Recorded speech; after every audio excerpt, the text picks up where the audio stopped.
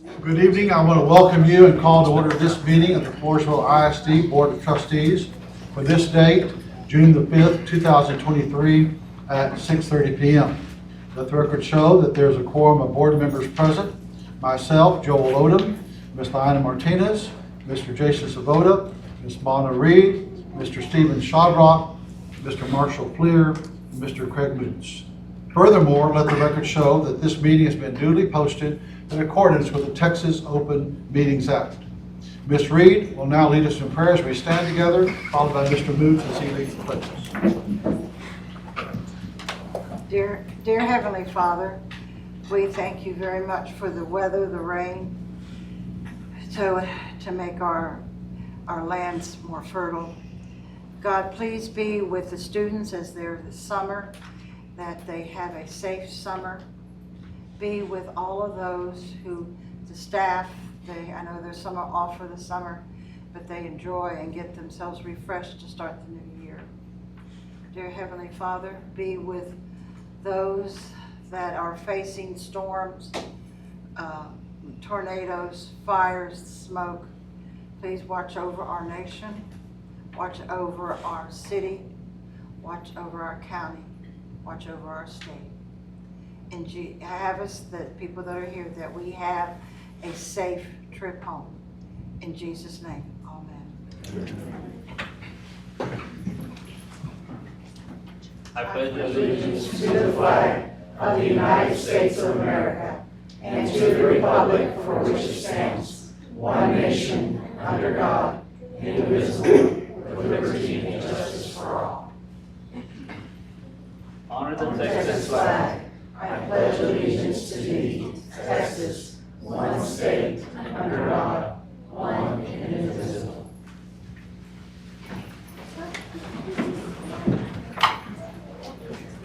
Mr. Shawrock will now recite our FISD vision and mission statement. The FISD vision statement is character, knowledge, and confidence.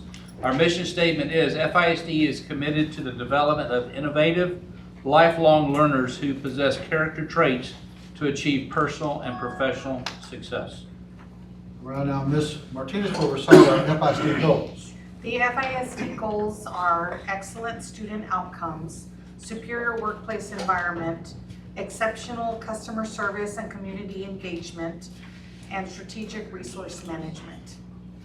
All right, now we will do a round robin of the board reciting of the FISD core beliefs. Our FISD core beliefs are, in FISD, we believe all students feel safe and supported in a developmentally and academically challenging environment. Families are welcomed partners in their children's education. Faculty and staff are compassionate, dedicated, adaptable individuals who are student-centered. Campus leadership is fair, equitable, and clearly communicates and engages with stakeholders. Superintendent and central administration lead with integrity, transparency, and clear communication to provide a well-resourced educational environment. Trustees provide student-centered and fiscally responsible leadership and transparent and ethical support of all stakeholders. All right, now Mr. Fleer will now recite our overview of good governance and code of ethics. Each month, we highlight one of our good governance indicators and code of ethics that the FISD Board of Trustees follow to promote the best interests of the district as a whole. This month, for the code of ethics we are highlighting is honor in conduct. I will tell the truth. I will share my views while working for consensus. I will respect the majority decision as a decision of the board. I will base my decisions on fact rather than supposition, opinion, or public favor. Our good governance indicator for the month is the board has written plan in place for regular review and adoption, reaffirmation of the district's mission, vision, beliefs, and goals. Okay, we now have some recognitions this evening. Dr. Gilstrap. Yes, we did have on the agenda this evening to recognize from the Masonic Lodge our Teachers of the Year. However, the summer has started and those teachers are on vacation. So they were not able to be with us this evening, but we will be recognizing our Teachers of the Year from the Masonic Lodge. And we want to thank them, but that'll be coming at a later board meeting. All right, now we have a recognition for Floresville North Elementary. Dr. Wade.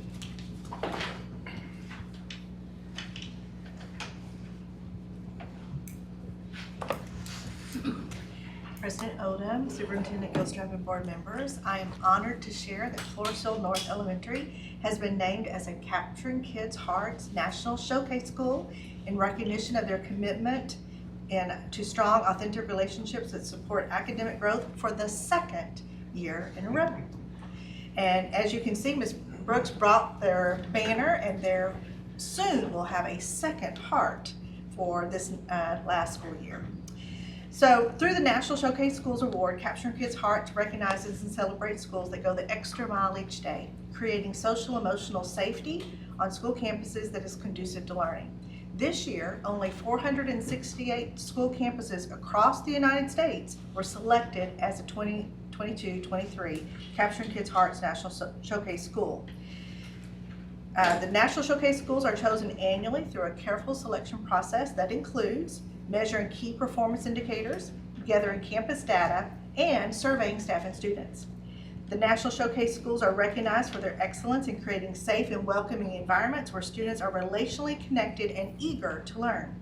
The award recognizes and celebrates schools producing exemplary outcomes through the process. Award winners demonstrate a high level of performance and a positive culture and climate for learning.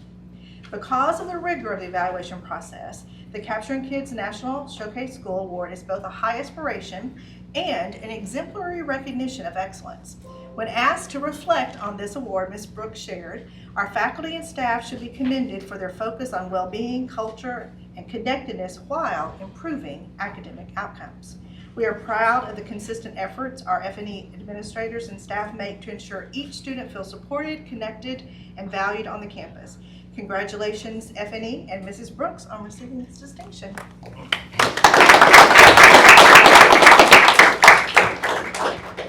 Ms. Brooks, I would just like to tell you, I can't tell you enough how thankful we are to have you and what you've done.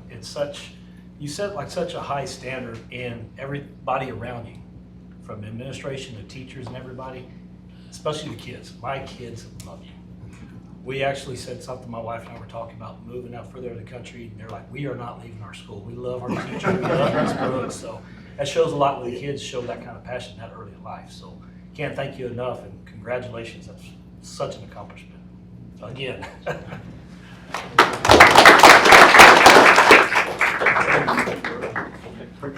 Come on, Dr. Wade. Oh.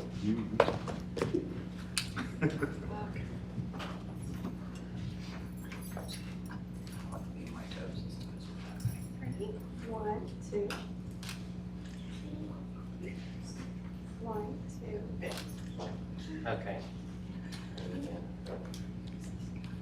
Ready? 1, 2, 3. One more. 1, 2, 3. Thank you. Thanks, sir. Awesome. Congratulations again. Thank you. Thanks, God. Thank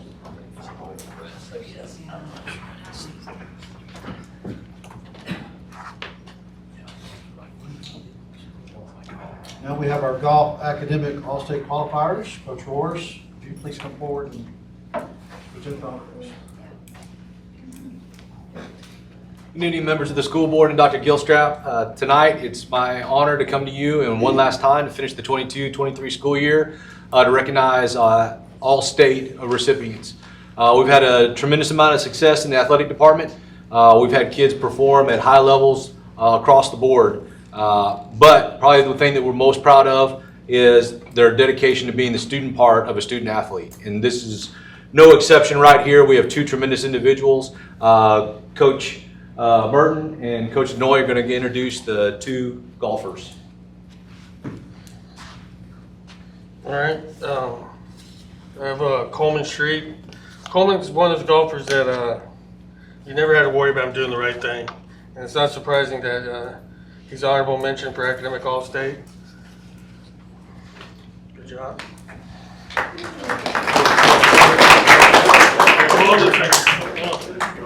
We'll get you all together. So, a month later, I'm back, right? Gabby's back, and it's no surprise about her success on the course. But again, like Coach Rohr said, we really preach student athlete, and that student part is a big deal. And this is, again, no surprise when we have to turn in the information on our athletes. It's like, okay, I'm like, wow, she's really good at sports and she's got the grades that match it up. And again, we're looking forward to her continued success on the next level. So, Gabby, congratulations. Board members, if you recall, Gabby was here last month as she was headed to compete at the state level, and now she's back being recognized for her academic success. So,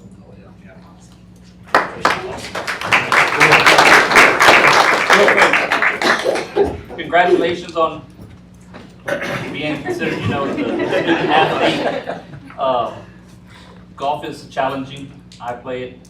I still look for balls because I lose all mine. So, golf is like life, you're trying to get from one point to the other, and there's obstacles in the middle, but you push through, and y'all successfully have done a great job with that, and wish y'all the best of luck down the road.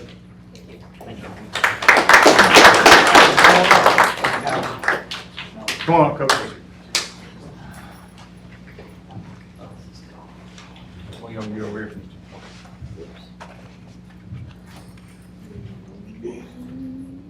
There you go.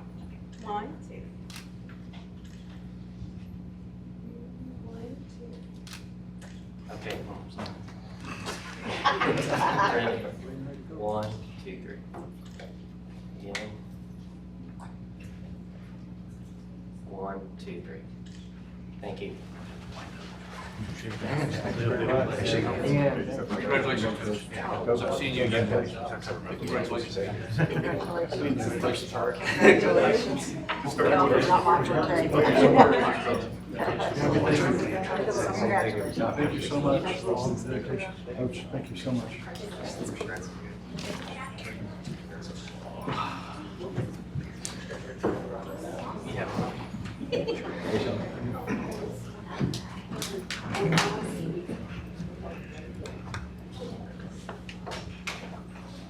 Now we have our track academic all-state qualifiers. So there's quite a few names on the screen. Unfortunately, they're with their teachers on summer vacation, so they weren't able to make it tonight. But we are very proud of all of their accomplishments tonight. We have our boys and girls track team and the academic all-state recipients. You guys don't have to stand in line. Good evening. Thanks for having us again. Thanks for recognizing the students and their great work that they do throughout the year. I know that Jace and Aishan both received academic all-state for football as well. I believe Aishan did for basketball, and I'm assuming Brooklyn probably did for cross country as well. So it kind of shows you the dedication that they have, not only in their sports that they play, but also in the academics throughout the school year, which we put a lot of emphasis on throughout the athletic program. And so we're extremely proud of these gentlemen and this lady for the work that they put in and the dedication they showed through not only their sport, but through the academics and throughout the entire school year, throughout their academic 4 years career as well, because it requires that for them to be able to get that. So we have Jace Williams, Aishan Mayberry, and Brooklyn Chavez. So again, congratulations to them. Thank you.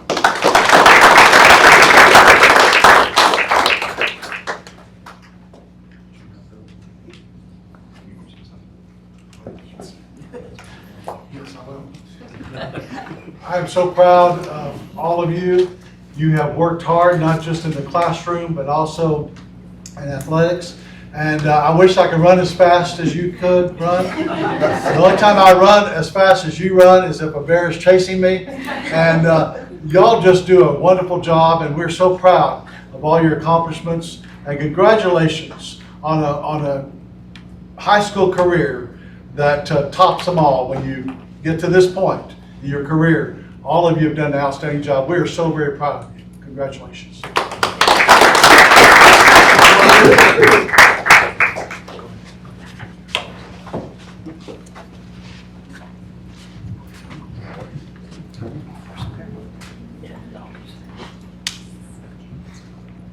One, two.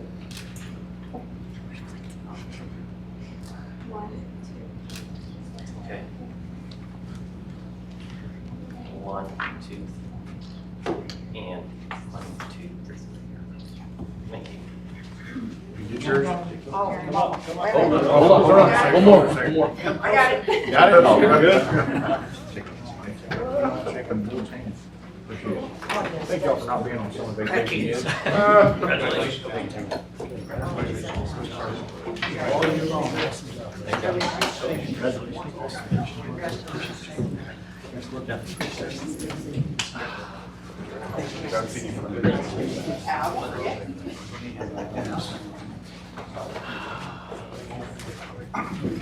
Okay, you're welcome to leave if you would like. Oh, somebody's hat. Someone's hat.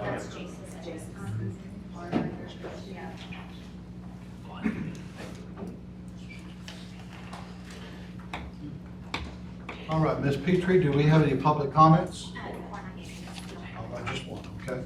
Very good. The board encourages comments about the district from members of the public. Anyone who has signed up to speak in advance of the meeting in accordance with the board procedures may do so at this time. The board asks that each participant, which we only have one tonight, the comments pertain to district business and be no longer than 2 minutes. Remember that the board may not discuss or act upon any issues that are not posted on our agenda.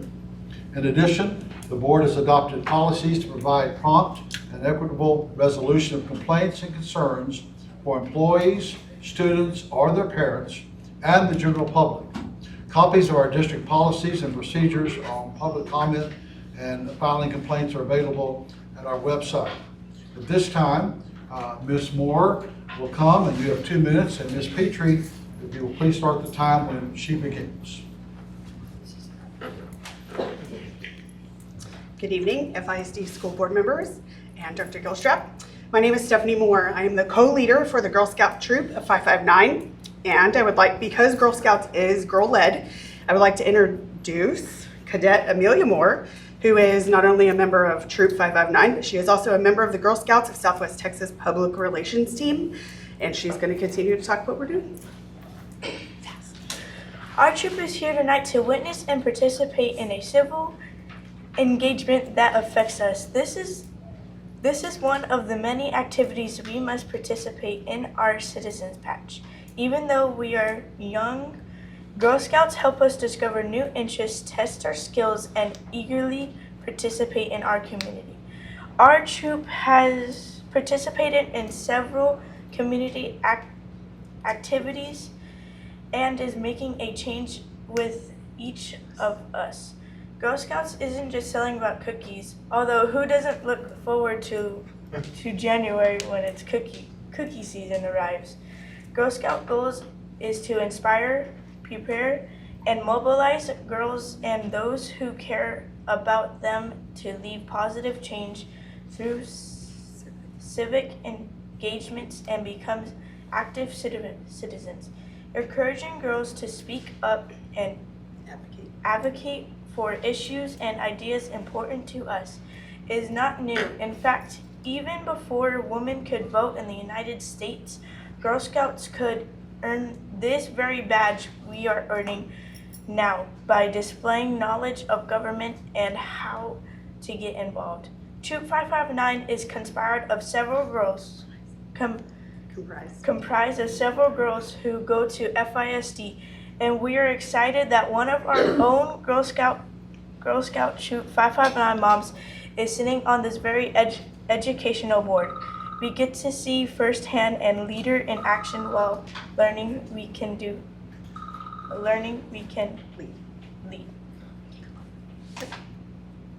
That's it.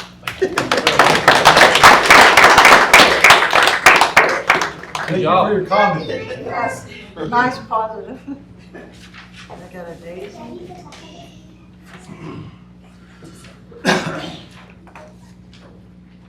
We will now move on to reports and updates. Dr. Gissler? Yeah. Yes. Let's take a picture. Can we get the Girl Let's Scouts get the up Girl here? Scouts up here too. Yeah. Yeah, this is a public comment. We like to hear some. We like your public comments. Yeah. No, sir. It's all about them. Yes, sir. Yes, sir. Wait a minute, we gotta get a mom It's a picture. Here, I got it. Oh, yes.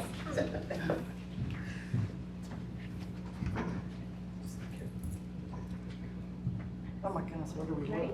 do? 1, 2. 1, 2, 3. Okay. Oh, yeah.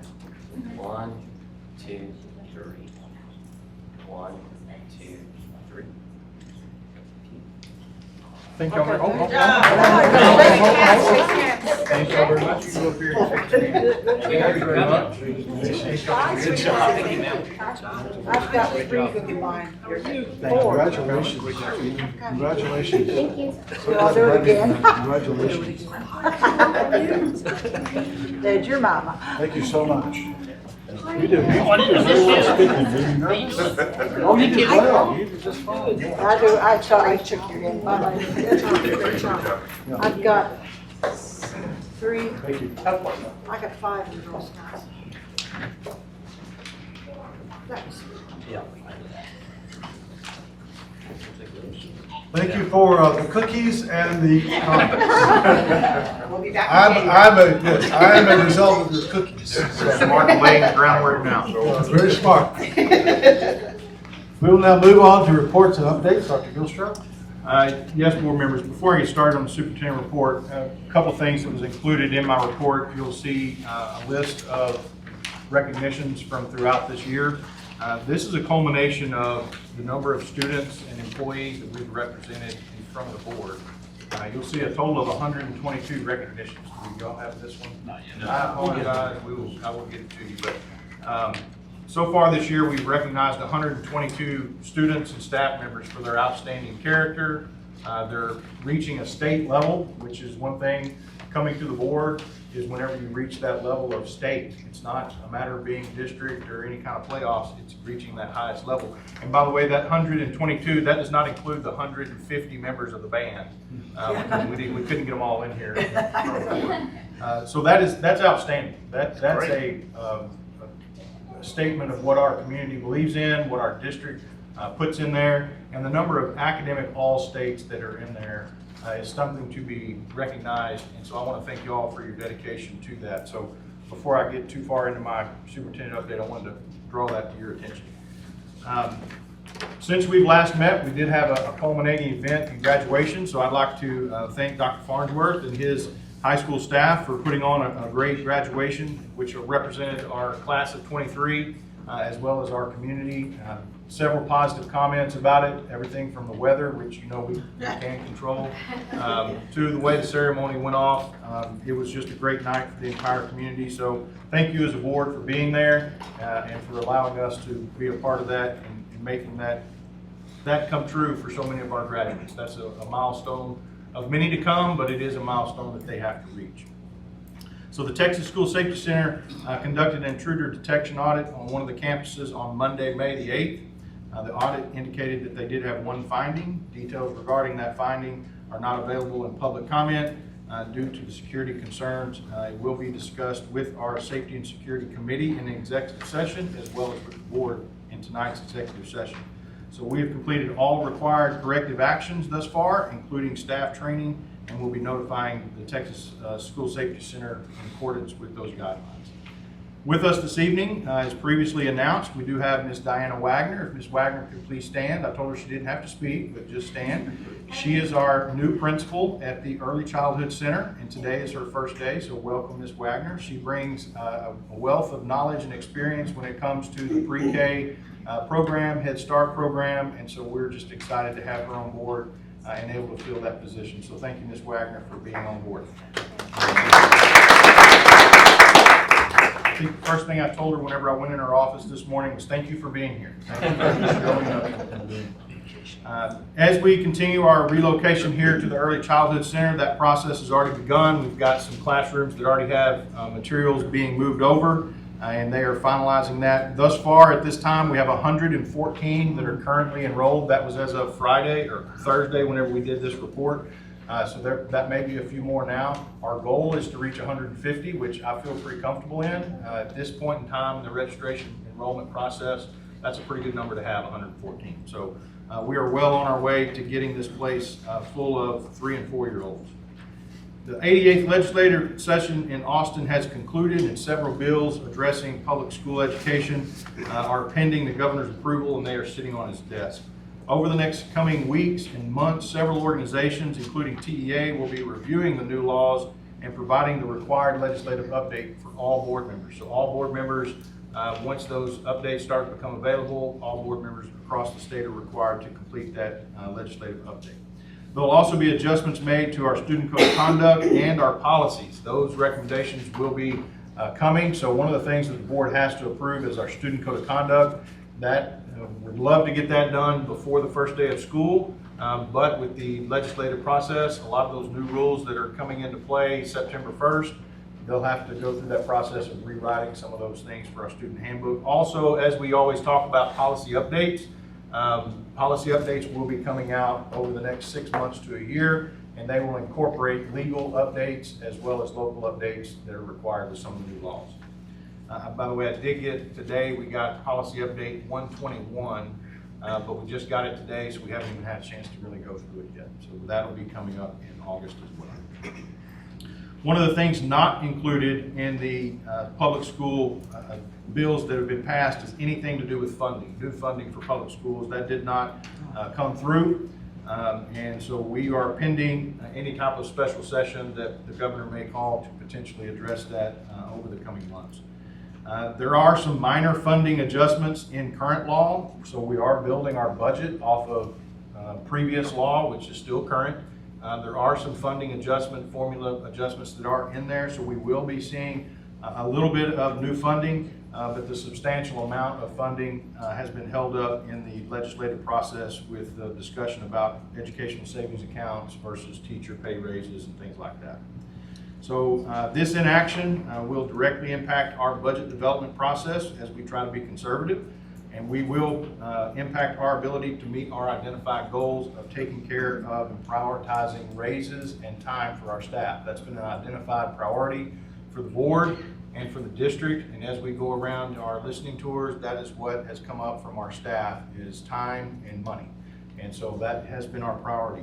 In order to maintain that priority, we will be having to make some decisions regarding fund balance and trying to make sure we adopt the budget to meet that, that priority as well as being fiscally responsible in what we do. So on Monday, June the 12th, we will have our budget workshop, and then we'll have our final budget proposal at the end of the month on the 28th. So again, mark your calendars for June 28th. That's a Wednesday in which we will have our final budget amendment as well as our proposed budget for the 23-24 school year. Along with that, we will be having our 4th long-range planning committee meeting. That's going to be this Monday at the high school library. That's a 4th meeting for them. And then once that is complete, they will be making a recommendation to the board. So that'll come to the board in the end of June as well. So please be aware of that. It's not a meeting for the board, but it is a community meeting for that committee. Be on the lookout over the summer. We are partnering and working with Wilson County News to put out an informational section in the paper in late July with just a lot of great information about the district, what all we've done this past year, and then as we look into next year. So it'll just be a one-place collection of information in the newspaper regarding everything you need to know about FISD. And I know Blanca has been working with that, with them, making sure we get that content ready to go and put into the paper in a timely manner.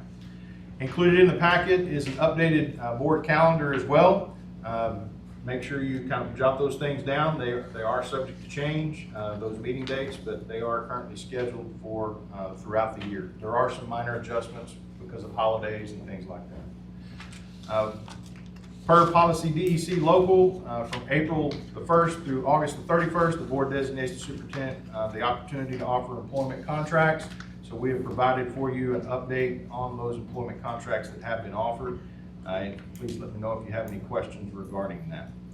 And then finally, there are a list of upcoming events. We do have our, again, long-range planning meeting later this week. We have our budget workshop on the 12th. We do have our TASB Leadership Institute for board members. Also included in your packet is an itinerary for that, so please make sure you can look at that and be in contact with Alyssa if you have any questions about that. It even has what we're going to wear for each day, so you can make sure we're all matching. So that's going to be later on in June, and then we have our special meeting. Again, there is no regular meeting in July because we are meeting so late in June, so no regular meeting in July. And then we will have on Wednesday, July the 26th, we will have our board admin retreat. We'll be going to the Mission baseball game like we did a couple of years ago, an opportunity to kind of socialize, collaborate, do some team building with our campus administrators, district administrators, and our school board. So that's always a big time. And also mark your calendars for Monday, July the 31st. That is our new teacher orientation. And I'll have some more information coming out, but I invite board members, if you want to come and have a little breakfast and just be there to welcome our new teachers as they come on board. That's their first day to be here is Monday, July 31st. So I'd love to have some board members there just to say welcome on behalf of the district, and if nothing else, get a little breakfast before you get your day started. That's all I have. All right, thank you, Dr. Gilstrap. Our next report, Dr. Wade Hurstoff will go over our special programs report. Good evening again, Dr. Odom, Dr. Gilstrap, and board members. Tonight, we're going to share a brief summary of the activities from our special programs. First, Ms. Brenda Jones, our secondary coordinator of teaching and learning, will share about,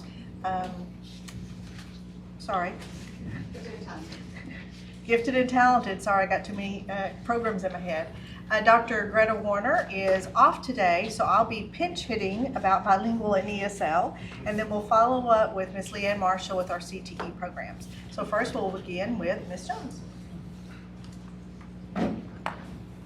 Good evening, members of the board, Dr. Gilstrap. Again, my name is Brenda Jones. I'm our secondary coordinator, teaching and learning for the moment.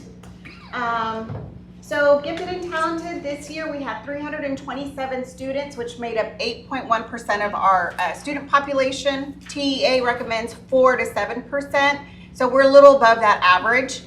Let's do our Gifted and Talented demographics. So when you're looking at this, you'll see the count. Ethnicity, really, I had to do some research on this to figure out exactly how we tallied Hispanic. So that's like one of the first questions we ask is Hispanic or non-Hispanic, and then from there. So some of these numbers are kind of duplicated.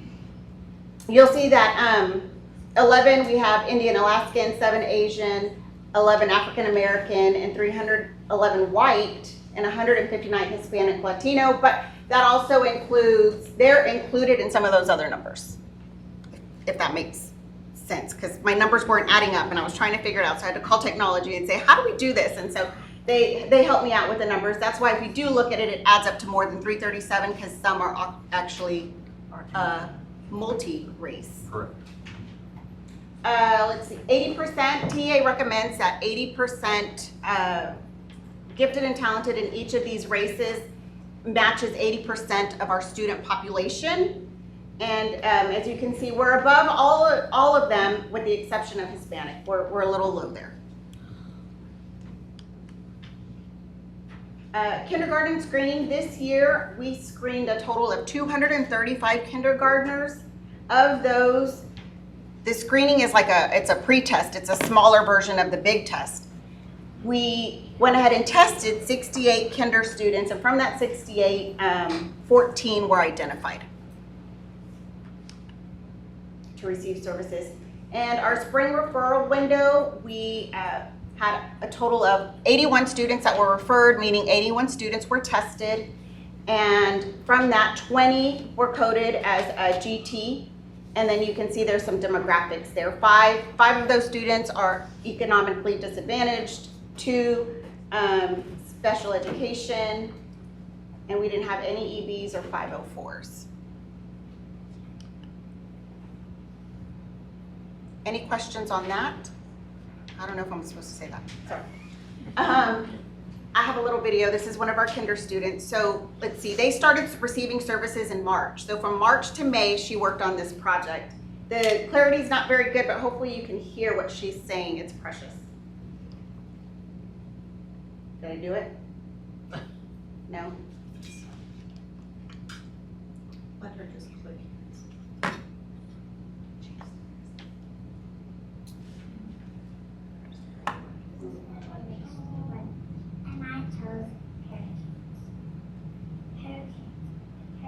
Hurricanes are huge storms, ocean storms.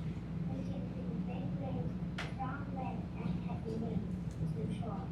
Hurricanes form over warm tropical ocean months in summer and fall. How do they start? Wet air rises above warm ocean, wind starts to blow hard. Wind and rain from many thunderstorms. In the middle of a circle is called the eye. Who studies it? Meteorologists and satellites and radar to show the hurricanes come. Hurricanes come to fly everything to their area. They measure wind speed, temperature, and pressure. How they measure a hurricane. A hurricane's strength is measured by its winds. It is given a number to 1 to 5 on the severe-Simpson scale. A 5 is the strongest hurricane.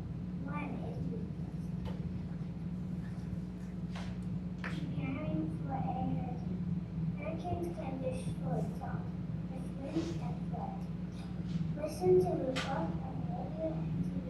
Obey hurricane warnings that tell people to get prepared. Have food, water, and supplies.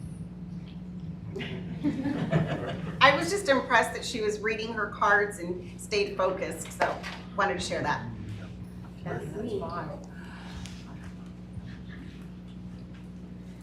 So you may have caught a little comment that Ms. Jones said. So Dr. Warner is retiring at the end of this month, and Ms. Jones will be taking her place as our coordinator of federal programs assessment, but not bilingual. So, all right. So I'm going to share about our bilingual program. It includes dual language and elementary and English as a second language support at both secondary and elementary. So you can see here, we've had an increase in our identified emergent bilinguals, or what we call EB students, and for 22-23, with a total of 378 identified compared to 314 the previous year, which is an increase of 64 students from last year, and an increase of 161 emergent bilingual students from 4 years ago. Our percentage of emergent bilinguals in the district has also increased from 9.35% to 9.35% this year, from 7.82% last year, up 4 percentage points from 4 years ago.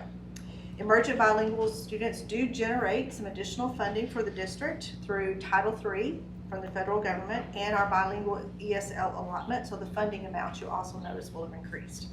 Please note that those 12 parent denials we've had this year do not generate any increase in funding for us. So we currently have 154 emergent bilingual students who are enrolled in our dual language program, bilingual program in kindergarten through 5th grade, with 169 students receiving English as a second language support.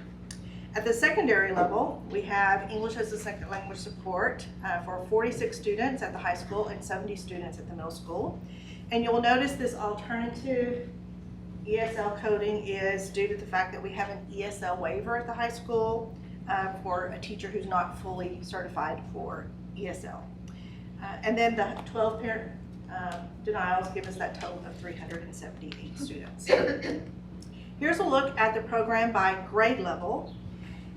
We have a total of 158, I don't know, that number's really small, EB of English, English or emergent bilinguals, and then the 66 of the English proficient. So that's the match of those who speak English and those who speak primarily Spanish that are in the same classroom.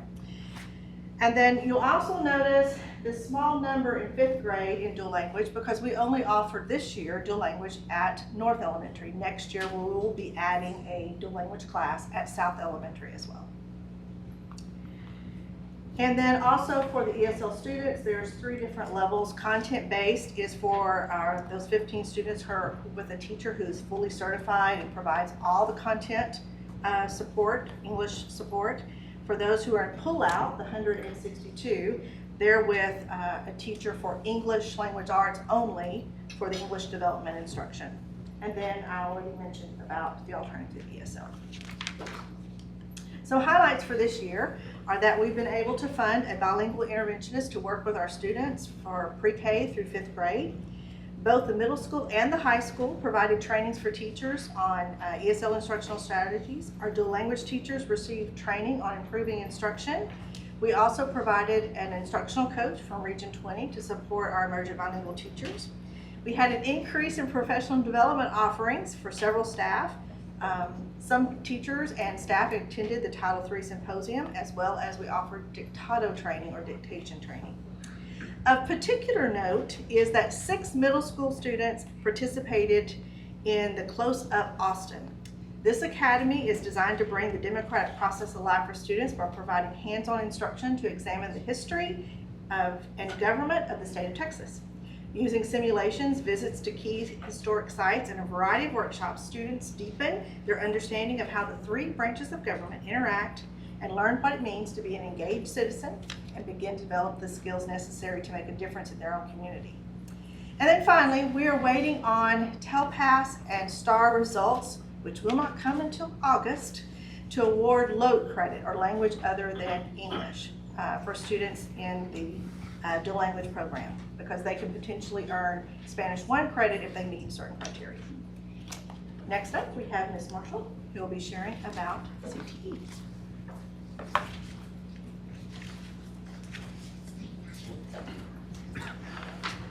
Good evening, members of the board, Dr. Gilstrap. This evening I'll be sharing a little bit about our CTE program and the accomplishments that we've had over the course of this year. So first I'd like to begin with the first slide on just an overview of what programs of study FISD offers as within the career clusters. So currently FISD has 13 programs of study within 9 career clusters. We also offer a career explorations course at FMS, and which all the 8th graders do take unless they are enrolled in Algebra 1, their 8th grade year. And we also offer a STEM course elective as well. Enrollment across our career clusters is strong, and we are seeing growing trends, especially in 3 particular programs of study: culinary, which falls under hospitality and tourism; welding, which is under the manufacturing area; and automotive, which is listed under transportation, distribution, and logistics. So for the past 2 years, we've seen growing enrollment as well as course requests. So we had a lot of new to deal with this year in CTE. And so with that, our CTE team faced some challenges, including new CCMR accountability measures. We had a new version of the industry-based certification list, and we had to deal with the phase-in timeline for the industry-based certification implementation, all of which I will give a brief explanation for to give you some background information on the work that CTE did this year. So this slide in particular deals with the CCMR indicator for career readiness. And so with this particular CCMR indicator, they added to the career ready indicator of earning an IBC, they also have to have a completion of a program of study. So in other words, students can no longer just take a course in which an IBC was offered and pass it to get their CCMR point. IBC stands for? Industry-based certification. Now, the student actually has to reach completer status for the program of study, as well as pass the program of study industry-based certification for that same program of study. I'll explain completer status in a minute as well. The next slide talks about the phase-in of IBCs for the programs of study. This graphic shows that version 3 of our industry-based certification list is in full effect. Starting with this year's graduating class, the version 3 list had to be in use, and it will be available through the class of 2026, which is this year's freshman class. And needless to say, we're going to have a new list that will come out along the way as well. Every 2 years they refresh this list. So that will be version 4 that we will also be keeping up with. So as these lists come out, we will be updating our industry-based certifications. We'll be looking at our alignment to our programs of study and making sure that we are with the most current industry-based certifications. So this graphic also shows how the completer status will be phased in as well, starting with the class of 2024, which are the juniors from this year moving into their senior year. Students will need to work towards attaining a higher level of courses in the program of study, along with getting that IBC, the industry-based certification. So our goal is for students not to leave our programs of study late on in their high school career. A lot of students like to have that early release or late arrival or what have you, and they get out of their program of study in order to have that flexibility.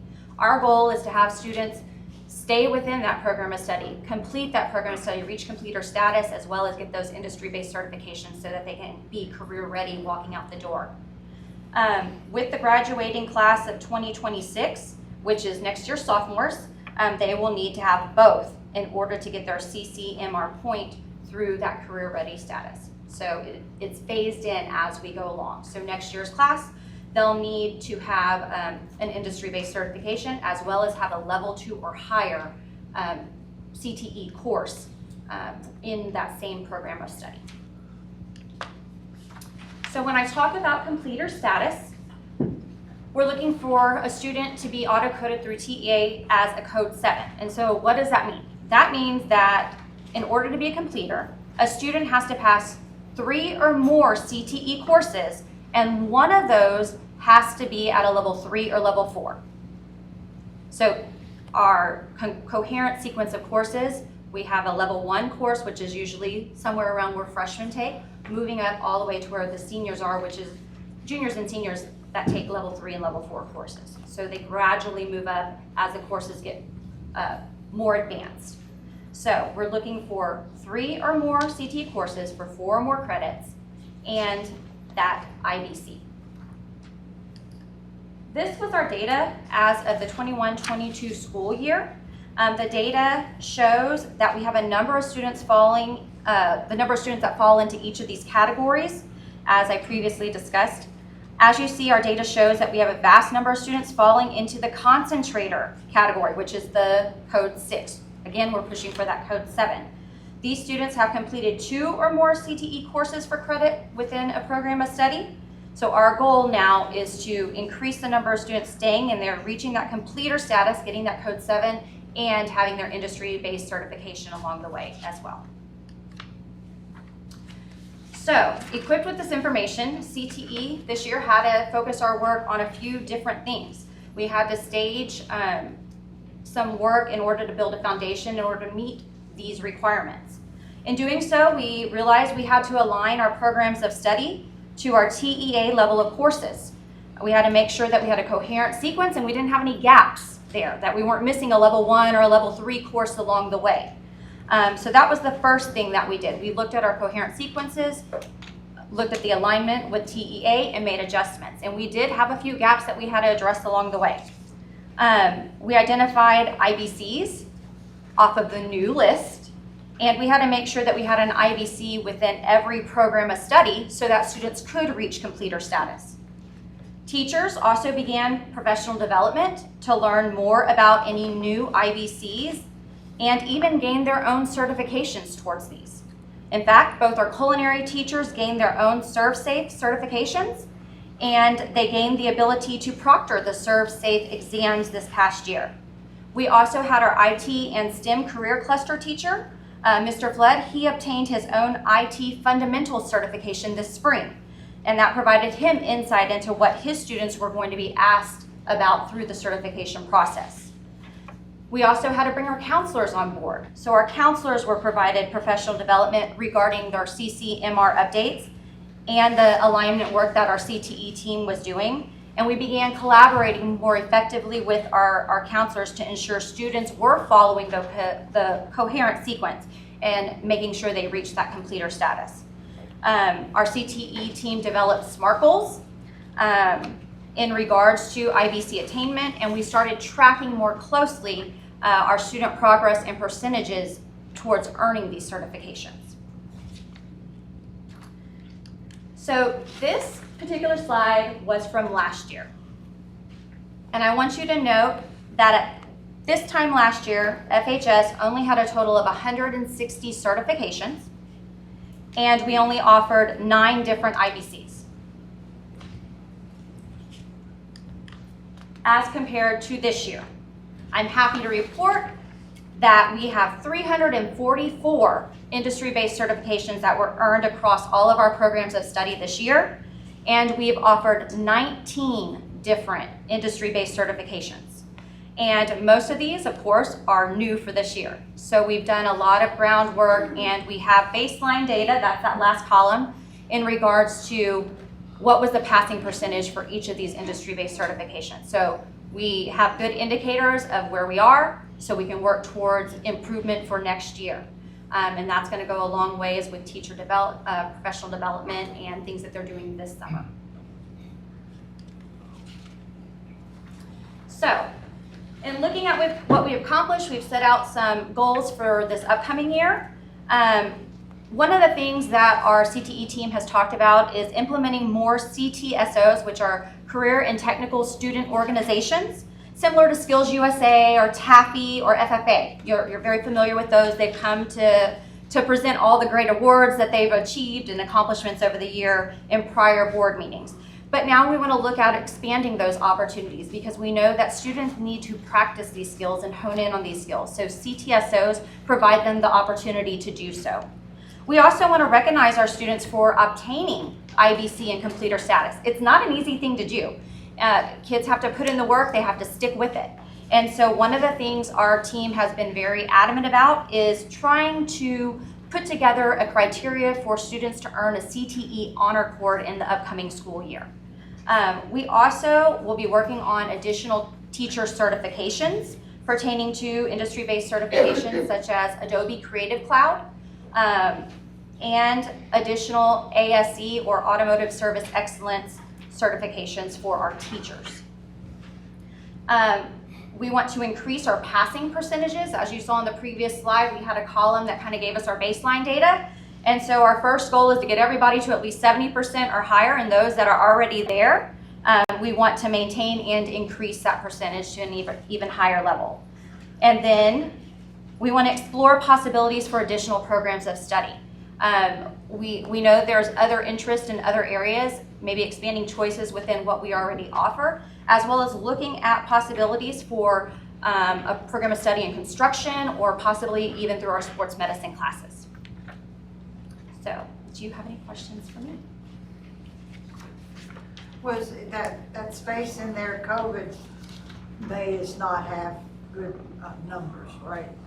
Yes. Because they weren't here. Yes. Okay.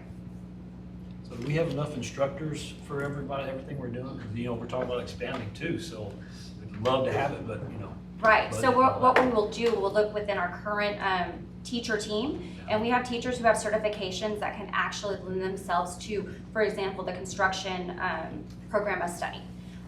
One of our ag teachers actually, several of them have their certifications that could lend itself and could shift some of their instruction to more carpentry work versus welding or what have you. So we'll look at that first, and then we'll triage what we need.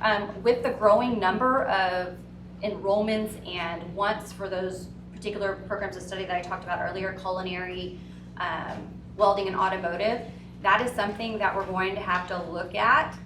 If it continues to grow, we may have to look at additional teacher allocations and advocate for that so that we can make it work and meet all the needs of our students. because I see it growing, and there's a lot of interest in that, along with construction, and a few others, like you say, so to have this base, this is awesome, but I can see it growing, so.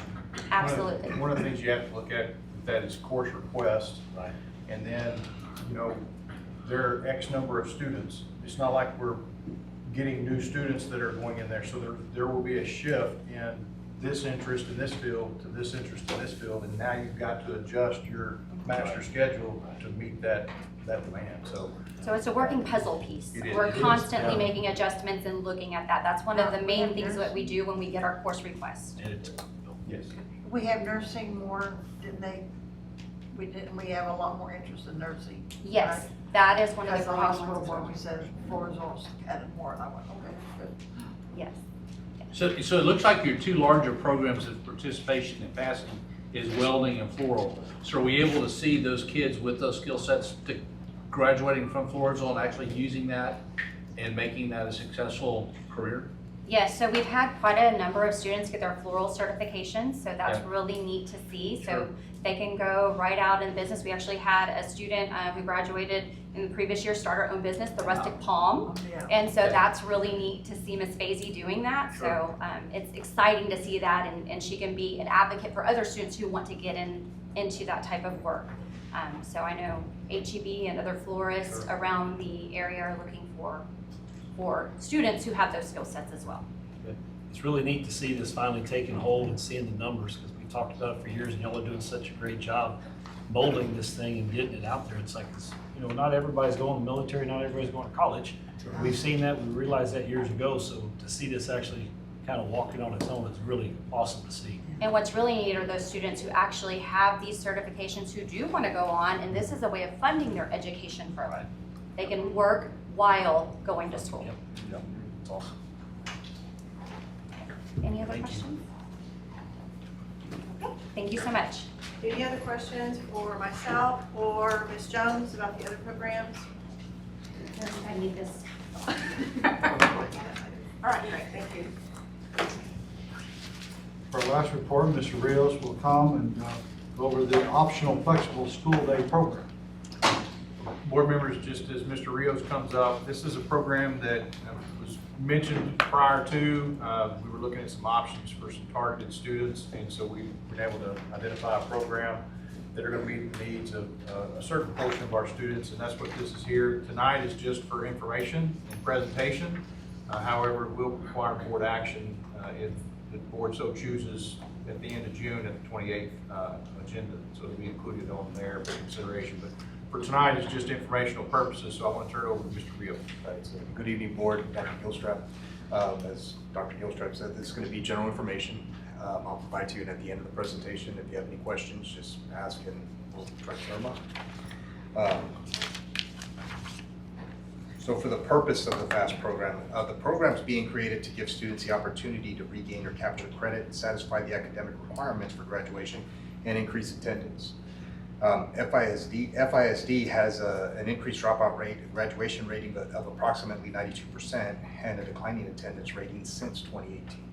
So the goal, it's to create an opportunity for academic success based on the student's unique circumstances and diverse needs. It allows Floresville ISD to provide flexible hours and days of attendance for students who are considered at risk.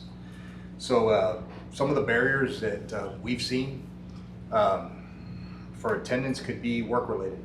We do have some students that they have jobs that they have to get to, provide for the family or help with their family circumstances, so they might need that time. So this is just another option to provide that, so that way they can satisfy their academic requirements.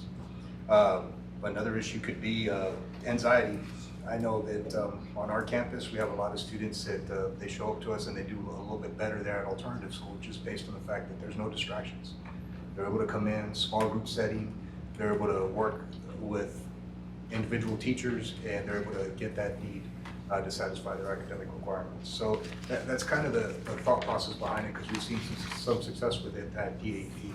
So in another prime example of those kids is freshmen and sophomore that they may make some poor decisions, and next thing you know, they're going into their junior, senior year, they've gotten more mature, but now they've only got X number of credits and they're behind on getting those credits caught up, and it makes them at risk of potentially dropping out just because they're so far behind, so we're able to accelerate. Right. And so the objectives are going to be to provide an opportunity for them to earn credit through core curriculum and electives. Also to provide students opportunities to master the objectives and things that they need to pass the EOCs, and then to provide a variety of methods of instruction for the students. So the way this is done is we have accelerated individualized instruction. We have computer-assisted instruction, which is going to be through Edgenuity and ICEV, which are computer-based programs. It's teacher-directed modules and self-paced instruction and mentoring. Now, we've been lucky enough to have Anthony Warzeka, who has been my assistant principal for the last couple of years, who's going to be taking over the program. He's going to be the teacher in charge of that program. He does a great job building relationships with these students. He's very knowledgeable with the content and the program, so he's able to assess the students based on a pre-test with these programs and able to adjust the curriculum specifically for that student, so that way they're able to pace themselves through. And he's a great mentor. So really excited that we were able to keep him on our staff. We did lose Southside ISD, so he did have to get reassigned, and he decided to become the teacher for that program. So we were very happy and very excited about that. So the student criteria. Really, what we're looking at is more junior and senior based. So students, they'd have to have at least 2 years of high school that they've been enrolled, and a minimum of 12 credits as part of the requirement just to be considered for the program. In addition to that, they must have passed their EOCs up until that point and possess an acceptable disciplinary record. They have to agree to follow all the FAST procedures and policies that are going to be set in place for that program. If the requirements are met, an administrative committee will interview the applicant and guardian to determine if the program is appropriate for the student. Because we don't want to set a student up for failure, we want to make sure that they're able to complete the program once they start that. So one of the things that is so key to a program like this, because if a student leaves the traditional setting and goes into an opportunity like this, going back, they're even further behind. And so the key to this success of this program is not the number of kids that are successful, it's making sure that 100% of them are successful. So whenever we look at this program, I don't care if we have 4 kids over there, as long as all 4 of them graduate and they're up, you know, they're out there, they've done their thing, and this right here saved them that they would have dropped out. I would rather have 100% of 4 people as opposed to having 40% of 10 people.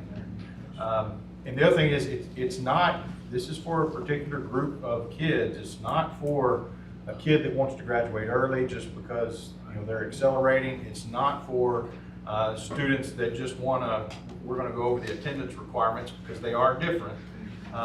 It's not for kids that want to take advantage of that. This is for a targeted group of kids that are struggling for whatever reason that we're able to identify and get them the help that they need. So, go ahead. So the minimum session requirement is going to be 1 hour.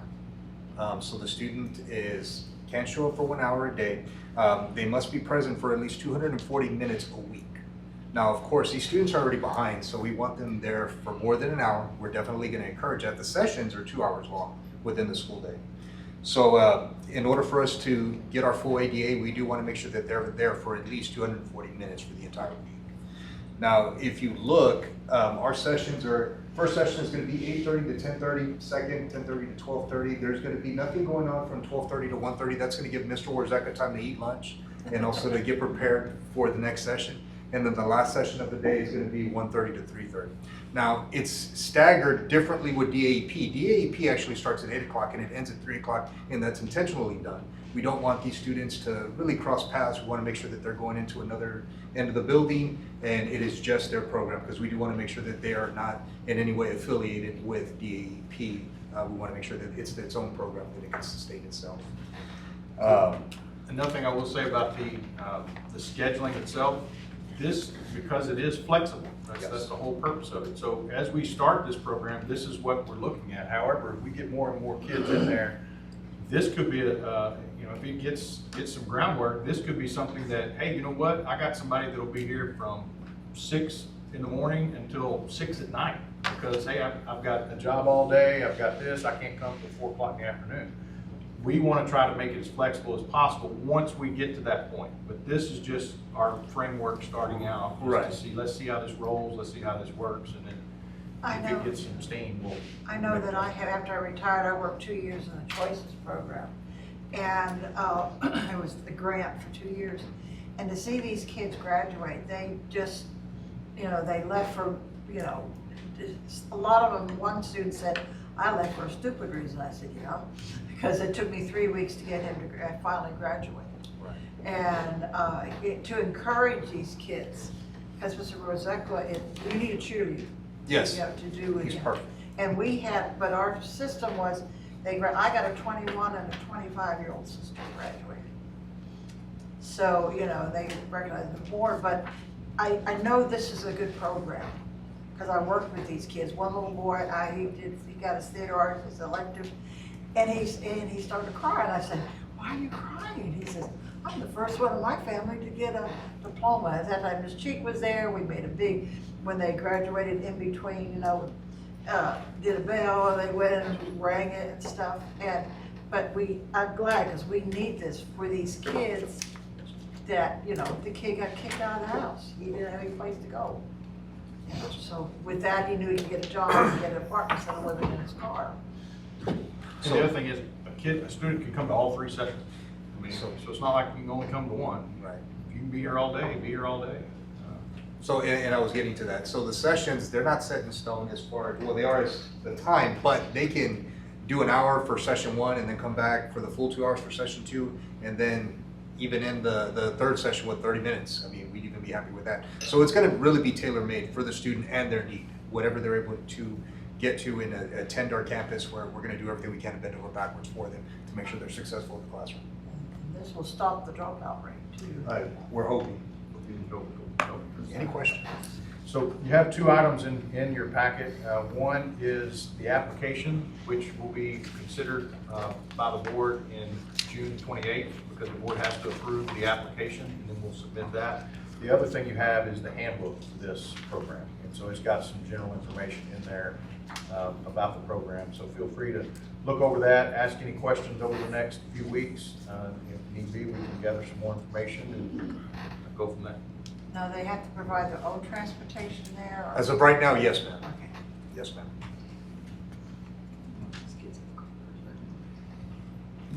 All right. All right. Thank you. Next on the agenda is item number 5, action items. First action item is the consent agenda. Does anyone have any questions or discussions on the items on the consent agenda? So, board members, we do have a couple of things in there. One is our RFP for food service. We did approve the RFP last year for 5 years. However, it's got to be renewed every year up to 4 years. So we've included that renewal in the consent agenda. Also, we do have a donation from the Athletic Booster Club of $3,000, and that's to go to the baseball, softball sound system upgrade. So that donation exceeds $1,000, so it does require board action for acceptance. So if there are no questions, the administration recommends approval of the consent agenda as presented. I move that we accept the recommendation of administration. I second. Okay. Any questions, comments? Okay. All in favor, let me know by raising your hand. Opposed? Motion carries 7-0. Next action item is to consider approval of local policy update. Board members, we've talked about this as we were doing our listening tours. Several things came up as small benefits that we can do for our staff that can go a long way for particularly staff members that may be struggling at a time of need in their personal life.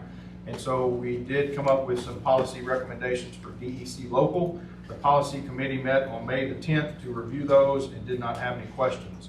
Specifically, this is the leave policy, and we are adding bereavement leave to that policy. So if if a staff member has a relative or someone that meets those requirements pass away, then they can take up to 3 days of bereavement leave without utilizing any state or local days. So for those staff members that need that time, that's obviously a big benefit for them. The other one is our sick leave bank. This will start that process as the committee did review some of the guidelines that go with that, and so that is specifically targeting employees who have a qualifying event. That would be a substantial or a major life event or medical issue, and they have exhausted all other leave. So instead of getting docked and paid, they would be potentially eligible. If they join the bank, they would be eligible to draw some days out of the bank so they can continue to get paid for at least a period of time during that time of absence. Bereavement leave is just a bereavement, it's not sick, part of sick. Correct. It is not. What's the depth of relationship?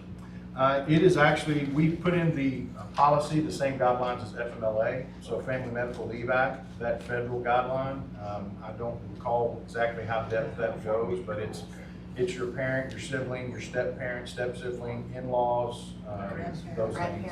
Correct. Stepchildren. It does go that far, but it does not go into cousins, aunts and uncles, and those kinds of things. So we stuck with the FMLA version or definition of that. And the same thing for the sick leave bank as well. So board members, if there are no questions about the recommendation, the administration recommends board approve the local policy review as presented. I move to accept the administration's recommendation. Okay, I'll second that. I'll second. Okay. Okay, move seconds, you say, Mr. Rice. Okay. Any other questions or comments? All in favor, let it be known by raising your hand. Thank you very much, board members. That will go a long way for some of our staff that in a time of need. The next action item is to consider approval of purchase exceeding $50,000 for phonics program. Good evening again, board members. Part of House Bill 3 from the 86th legislature back in 2019 required all districts and charter schools to adopt a phonics curriculum that uses systematic direct instruction. TA was tasked with creating a list of approved programs, which they did on March the 30th of this year. However, we had already begun reviewing the programs in anticipation of this much awaited release. So after the list was released, we eliminated one resource because it was cost prohibitive, as you note in your cover sheet. And we wanted a resource that covered all the TEKS through 5th grade, because there are phonics TEKS all the way through 5th grade. We also eliminated another resource because it was not on the approved list. We thought it would be. So we developed a committee of teachers, and I do want to point out that it was for both elementaries and included teachers from every grade level from both of those campuses to help us review the programs. And 77% of the teachers selected Reading Horizons as their preferred phonics program. The purchase of this resource is anticipated to be paid from ESSER, Early Education Allotment, and Technology Instructional Material Allotment Funds, but because it exceeds $50,000, we needed to bring it to the board just in case whichever fund we needed to use. So are there any questions about the recommendation? Can you say the company that you're going with again? Reading Horizons. Thank you. Any other questions? Okay, administration recommends the board approve the adoption of Reading Horizons as a resource for kindergarten through 5th grade phonics program.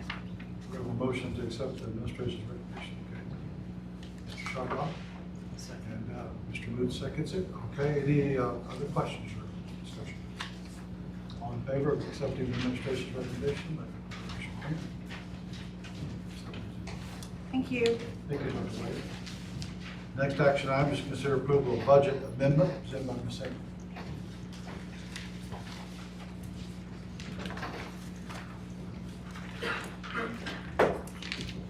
Good evening, Dr. Odom, members of the board, and Dr. Gilstrap. This evening I bring to you a budget amendment looking at the revenue side of our budget for the current year. The district budgets non-tax local revenue and federal revenues based on historical trends and information available at the time that we adopt the budget. For fiscal year 23, which is the current year we were in, the district has brought in a significant amount of revenue as a result of an increase in interest rates. Interest rates in previous years have been very low, and so the amount budgeted did not take into consideration the amount of rising interest rates for this year, which if you've tried to buy a car or anything, you know interest rates weren't really high. So FISD also participates in the SHARS program, or the School Health and Related Services program, which allows school districts to request reimbursement for Medicaid health-related services. The district settlement for 2021, which the district received in fiscal year 23, was higher than budgeted. Therefore, the attached budget amendment is making adjustments to those proposed budgeted revenue accounts, and the amendment also increases expenditure accounts equal to the increase in revenue. So when we look at the budget amendment, we're showing an increase in interest revenue by $450,000 and an increase in SHARS revenue by $225,000 for a total of $675,000. Are there any questions? Board members, I would just like to thank our SPED department, Ms. Cantu, particularly on the SHARS revenue. That is the money that potentially is left on the table if you don't take care of those details and get the paperwork right and follow through with some of those things. And she's done a great job this year of streamlining some of those things. And this is actually a lagging fund. So next year, and we're building that into next year's budget, this could be even higher in some of the unexpected SHARS revenue. So that is pretty good. So thank you to our SPED department and Ms. Cantu. Great. Are there any questions? If there are no questions, administration recommends the board approve the budget amendment as presented. Okay, do we have a motion to accept? Mr. President, I move to accept the administration recommendation. Mr. Hoda makes the motion, second. Okay, Mr. Clear, seconds. All right, any further questions? There are none, let me know. I vote for this resolution. Motion carries 7-0. Thank you, Ms. Engel. Ms. Engel is up again. Yes. To consider approval of bank depository extension with Wells Fargo. The district's depository contract, current depository contract with Wells Fargo ends on June 30th, 2023. Current law does require the district to bid out these services unless flexibility is granted under the District of Innovation Plan approved by the board. The plan was approved by the board in March of 2022 and did state that the district would review the depository service and extend up to 2 years without doing a formal bid for the duration of FISD District of Innovation Plan. The reason for this is our area, we don't have many banks that offer the services that we need. So we kind of go out and we look and see if anybody, has developed any programs, but right now Wells Fargo is the sole provider in this area that can offer all the services we need. So with this flexibility, the district would like to extend the services with the current district depository, which is Wells Fargo, for an additional 2-year term starting July 1st, 2023 and ending June 30th, 2025. I'm so moved. If there are any questions, if there are no questions, administration recommends the board approve a 2-year extension of bank depository agreement with Wells Fargo as presented. There. I so, Whatever. I moved to accept one before I messed up. Mr. Reed makes the motion to accept the administration's recommendation. I'd I'll second. okay? Mr. Martinez seconds it. Any further questions? Okay, all in favor, let me know, raise your hand. Okay, 7-0. Thank you very much. All right, thank you, Ms. Engel. The board will now convene into executive session pursuant to Texas Government Code, Section 551.074, Personnel, and 551.076, Deliberation regarding security devices or security audits at 7:47 p.m.